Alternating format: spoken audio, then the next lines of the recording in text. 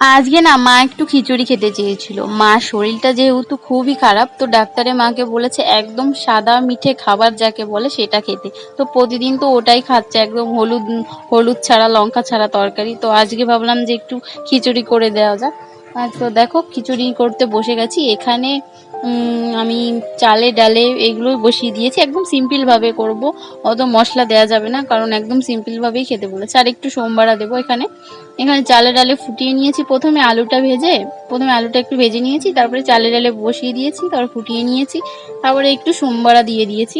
সোমবারা দিয়ে তারপরে এখানে একটু আর কি নাড়াচাড়া করে নেবো ভালো করে। নাড়াচাড়া করার পরে একটু ফুটে গেলেই, তারপরে চালটা একটু গলে গেলেই এখানে দিয়ে দেবো গরম মশলা দিয়ে আর একটু জিরে গুঁড়ো, জিরে বাটা দিয়ে নামিয়ে নেব।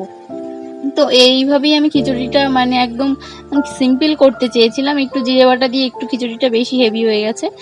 তো তারপর